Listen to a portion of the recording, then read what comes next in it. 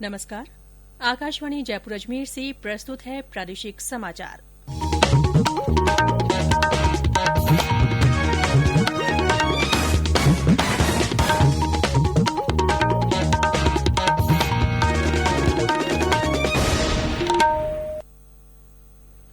समाचारों के साथ मैं रितिका गुप्ता। प्रदेश में आज कोरोना संक्रमण के 153 नए मामले सामने आए हैं। इनमें सबसे ज्यादा 42 मामले अलवर के हैं। जयपुर में 31 लोग कोरोना पॉजिटिव मिले हैं। इसके अलावा अजमेर में 25, कोटा में 14, सिरोही में 13, बाड़मेर में 7, करौली में 8 और बूंदी तथा झुंझुनूं में 4, बांसवाड़ा में 2 तथा इसके साथ ही अन्य राज्यों के 3 व्यक्ति कोरोना पॉजिटिव पाए गए हैं। प्रदेश में कोरोना के मरीजों की संख्या का आंकड़ा 23,901 तक पहुंच गया है। संक्रमित मरीजों में से 17,902 लोग इलाज के बाद स्वस्थ हो गए हैं। प्रदेश में अब तक जांच के लिए 10,32,198 नमूने लिए गए हैं। स्वास्थ्य और परिवार कल्याण मंत्रालय ने राज्यों को सलाह दी है कि कोविड-19 जांच के लिए सभी थेरेपी का उपयोग केवल उन स्वास्थ्य केन्द्रों में ही होना चाहिए जहां रोगियों पर समुचित निगरानी रखी जा सके। भारतीय आयुर्विज्ञान अनुसंधान परिषद और अखिल भारतीय आयुर्विज्ञान संस्थान ने ऑक्सीजन थेरेपी, स्टेरॉयड और समुचित देखभाल पर विशेष ध्यान देने की सिफारिश की है। रोगियों और परिवारजन के मानसिक स्वास्थ्य परामर्श पर भी बल दिया गया है। मामूली संक्रमण में हाइड्रोक्सी क्लोरोक्वीन के उपयोग की सिफारिश की गई है। कोरोना संक्रमित 80% रोगियों में मामूली संक्रमण होता है।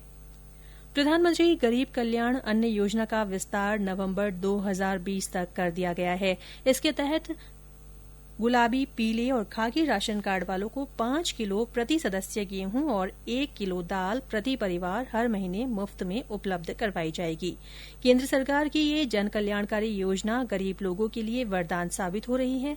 उदयपुर की रमीला मेघवाल ने बताया कि उनके परिवार को इस योजना से काफी मदद मिल रही है।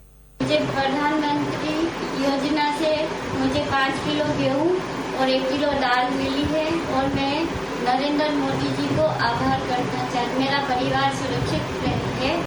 नीति आयोग ने देश भर में स्कूली बच्चों के लिए एटीएल ऐप विकास मॉडल की शुरुआत की है। अटल नवाचार मिशन के तहत तैयार किया गया एटीएल ऐप एक निःशुल्क ऑनलाइन पाठ्यक्रम है।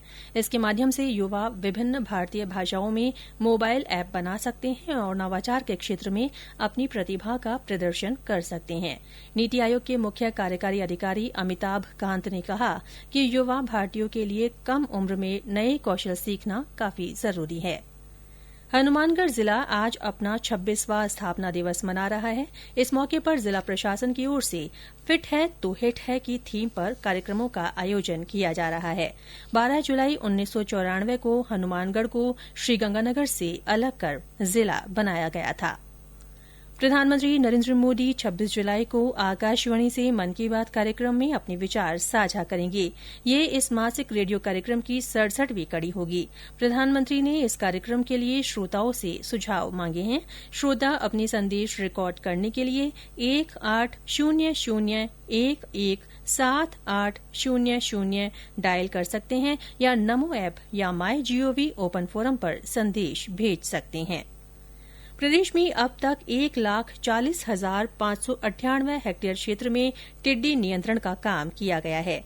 टिड्डी चेतावनी संगठन के अधीनस्थ कार्यालय की ओर से देश भर में 1,187 स्थानों पर नियंत्रण कार्य किया गया है। इसमें सबसे ज्यादा क्षेत्र प्रदेश के हैं। कल भी राज्य के बाड़मेर, जैसलमेर, जोधपुर, बीकानेर, नागौर, श्रीगंगानगर और झुंझुनूं के कई इलाकों में टिड्डी दल नियंत्रण का काम किया गया। मौसम विभाग ने पूर्वी राजस्थान में कल से और पश्चिमी राजस्थान में 15 जुलाई से बारिश की गतिविधियों में बढ़ोतरी होने की संभावना जताई है। विभाग ने कहा है कि राज्य में आज और कल मेघ गर्जन और बिजली गिरने के साथ ही कहीं कहीं हल्की से मध्यम बारिश हो सकती है।